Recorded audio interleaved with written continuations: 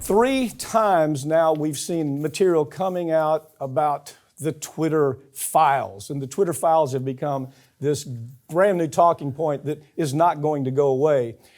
Farron, what do you think about the Twitter files? As we are right now, give me your overall 10,000 foot, and then let's narrow it in a little bit. My big takeaway, because I followed all of the Twitter threads as they were being released and coming out, and the whole thing for me is just the big, nothing has really moved me from it. Okay. It doesn't seem, explosive. You've seen a hell of a lot more than I have.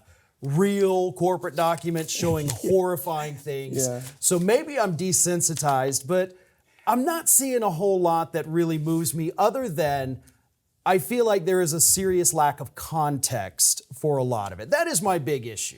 Okay, in other words, we're getting bits and pieces. Right. Matt Taibbi, as you know, I've interviewed Taibbi. You've interviewed Taibbi. He's known. We like Taibbi. We have for a long time. I think he's a good reporter. Barry Wise, not so much. And then Schellenberger. But all this material's coming out, and each one has a different look at something. So let's begin with the first look. The first look was with Taibbi. And Taibbi's independent as you can get. He says, look, I'm not a Democrat, I'm not a Republican. This is what I do. I call balls and strikes. So he comes out with the Hunter Biden issue. Was the FBI involved with protecting Hunter Biden? Well, now Baker, who of course was with the FBI, allegedly protecting Hunter, saying that, he might be a dirtbag. Yeah, Hunter's a dirtbag, but he didn't do these things. Then he goes to work with Twitter, and he starts protecting Hunter there. That's Taibbi's that's his hook, isn't it? Well, Taibbi admits that he could not see any evidence of government interference with the Hunter Biden story. Pardon me. And a lot of the issue that Taibbi talks about with the Hunter Biden story was the request from the DNC, from the Biden campaign, was there's pictures of Hunter Biden's genitalia on Twitter. Can you please take those off? I mean, that's what those tweets were linking to. Yeah, they weren't actual photographs of Hunter Biden and naked women as well, which is a form of revenge pornography. And so that's well within their scope to say, listen, please take this down. That was within their policy. Yes, 100% in their terms of service. So then they merge it to where, no, it was really about the fact that Hunter Biden has some kind of scheme going on. It's with the Chinese, it's with the Russians. He's out there making money for the family. And the Biden estate is making money through that scheme. Now, they've said that, but nobody's tied it up. Matt Taibbi looked at it and he said, yeah, there's a lot of bad stuff's been done wrong, in fact, in censorship. But nothing's landed, has it? No, it really hasn't. And Taibbi did also mention the fact that with the New York Post, story, the reason Twitter was initially saying we have to get rid of this story is because it violates their policy against publishing hacked materials. Okay. And the ban from the New York Post story really only lasted a matter of hours before it was lifted. So that's why, to me, I don't see it as a huge bombshell. It's okay, well, all of these stories, all 3-4 of the releases so far, it paints a picture to me of a bunch of employees who had no clear leadership.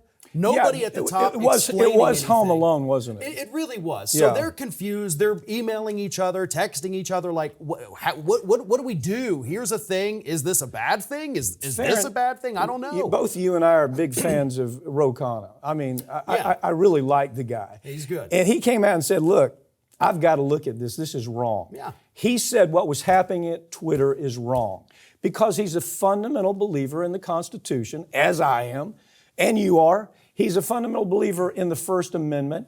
And so he comes out and he starts saying censorship in the caliber of what I'm seeing with Twitter is wrong. Okay, let's hold that in advance. Taibbi comes out with the Hunter story. Next you have Barry Weiss that comes out with her take on it. Her take is just focus on ideology, that they've made these decisions based on the fact that we don't want any conservatives telling their story on our network. And we're going to, because of that, we're going to censor them. Pick up and tell me if I've missed something there. So this is the part where I say we're missing a lot of context Okay. here, because it's clear that what Weiss did was she name searched a couple of high profile accounts to see if they had the VF, which is what they call the visibility filter. So that is, of course, something, sure, the visibility filter, that seems like something people ought to know about. And Dan Bongino, conservative talker who blocked me on Twitter years ago, I've never interacted with him. Charlie Kirk, and then Libs of TikTok was another big one. But Libs of TikTok, they actually ended up not taking action against, even though what they were posting led to bomb threats and bomb scares at a Boston hospital. Pretty serious stuff there. All right. I don't know what Kirk and Bongino were posting that got them the visibility filter, but at the same time, she searched out those individuals to see if it was there. Okay. Okay, fair enough, right?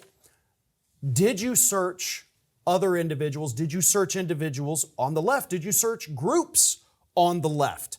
Twitter did its own study in October of 2021 that actually explained that their algorithm amplifies right-wing voices far more than it amplifies left-wing voices. So did you look at the other side? And if you did, show us that they don't have these same markings. Okay. Give us the full picture, not a part of it. To me, these are things you and I talk about all the time. I mean, I'm just such a fundamental, Rokon, I just completely agree with. We don't mess with the First Amendment, okay? We count on the fact that if somebody is so awful and they say the kinds of things that are so vulgar and so awful, that the system takes care of itself. It does. We don't need some bonehead that's got barely out of college making a decision on whether this fits into a policy. I mean, it is protect the First Amendment. Because they didn't even understand their own policies. And again, that's a huge issue too, because nobody was steering the ship. Yeah. So you've got all your oarsmen basically rowing in different directions, and the ship's just spinning in circles because nobody knows what to do. I don't think this goes away. I think this picks up momentum because the other social media folks have got to pay attention to what's happening here. That is a big part of it too. And I do think, obviously, I mean, we've experienced weird things happening with our YouTube channel. Yeah. We've experienced it on Facebook. Yeah. So it would be interesting to see, again, the whole picture, not just from Twitter. I want to see it from all of the sites. Yeah, I don't want cherry-picked info. I want the whole thing. I think it's a very good point, and I totally agree with you on that. But this does start the discussion. It does, and we need to discussion. have the discussion. Yeah.